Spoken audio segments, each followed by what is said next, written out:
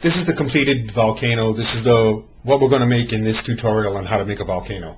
And some nice things about this is it has a tray to keep all of the foam and all the magma and lava from spilling everywhere. And also, one really nice thing about this volcano is it has a removable bottle.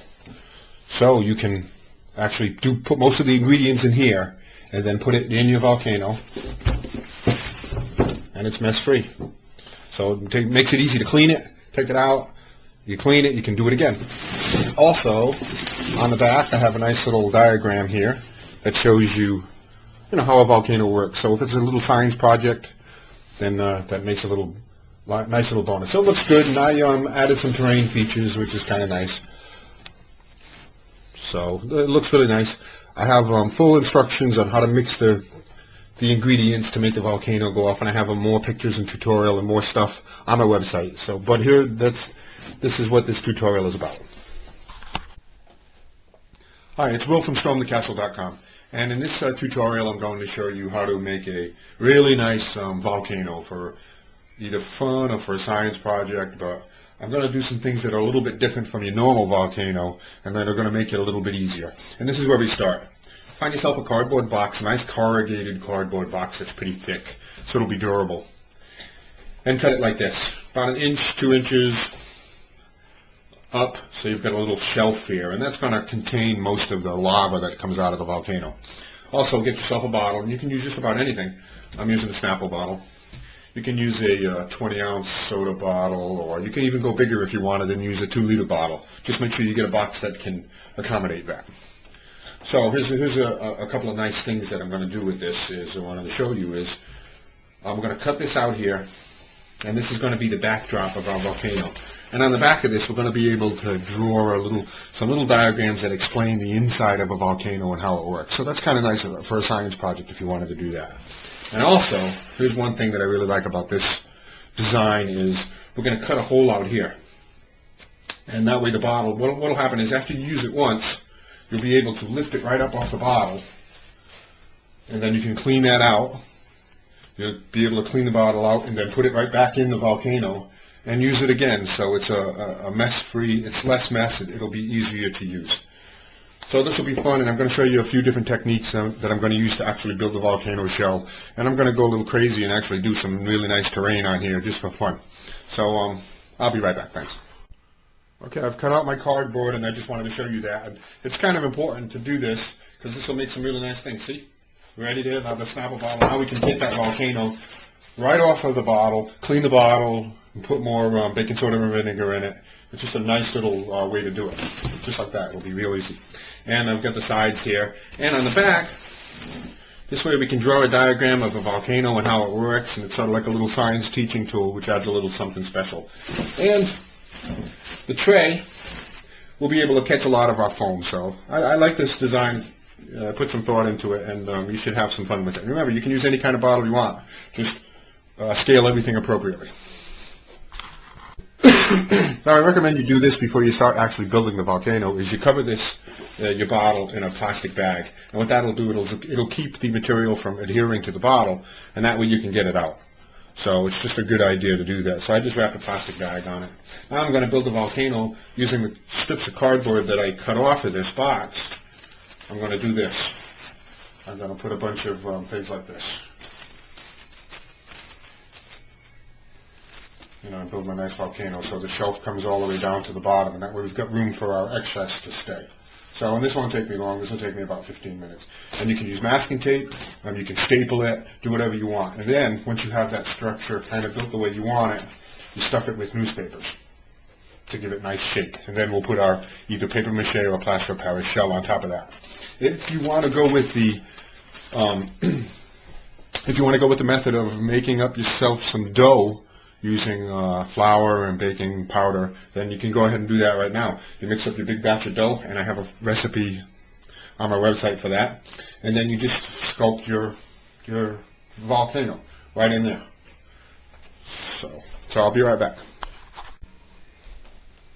Okay, I've made the shell. It took me about 10 minutes, so it's pretty easy to make. See, I've put in strips of cardboard that I used from the box.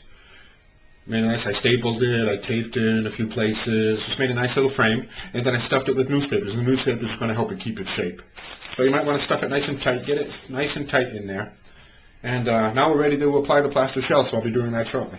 This is looking really good. It's coming along nice.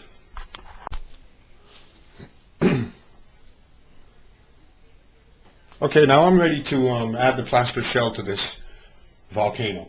And I wanted to show you can use lightweight hydrocal, which is a hobby plaster. It's really great. It's actually the best if you wanted to do something like this. But you can also use regular plaster of Paris. This bucket cost me $3.49. It was pretty cheap. So I have 2 cups of that. I add 1 cup of water to it. That's the mixture. It's a 2-to-1 ratio. I stir that up real well. Oh, and before you do this, you can use paper mache too. Before you do this, you should cut yourself a bunch of strips of paper towels, because this will dry pretty fast, and you want to have your paper towels all ready to go so you can start using them. So just cut a bunch of strips of paper towels. Mix this up real quick so it's nice and smooth.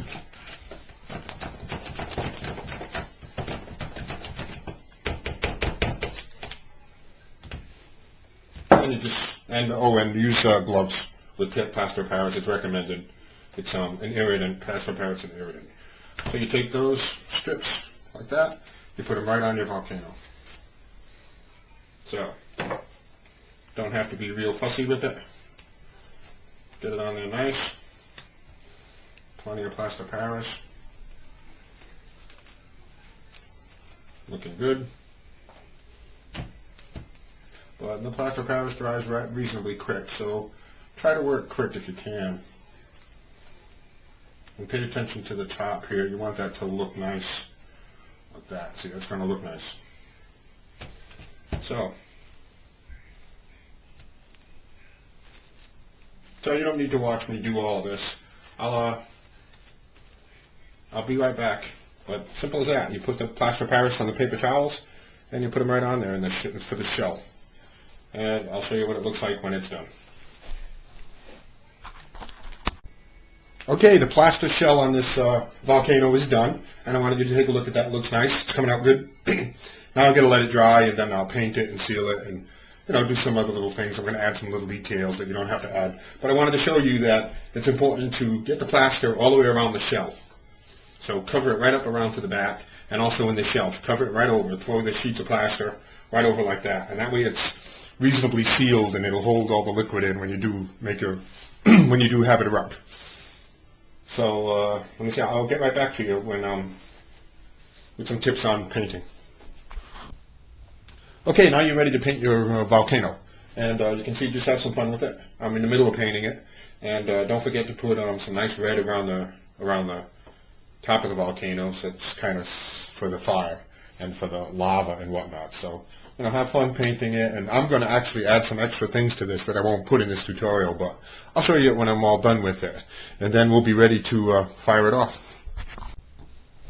Okay, this volcano is just about ready for use, and I wanted to show you a couple of things. Now you take the bottle and the bag out like this.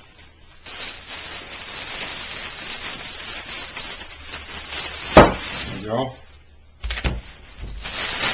Now what you can do is you can mix up most of the ingredients in the bottle first, put it back in there, and we're ready to use it. And we can also mix it while it's in there, but it fits right in there nice. But also I wanted to show you too one more thing, is the flat back of this makes a nice place to put a diagram of how a volcano works. So it's kind of neat. It'd be a little learning tool. You can put notes on there, draw a drawing of it. So, we're ready to rock with this volcano.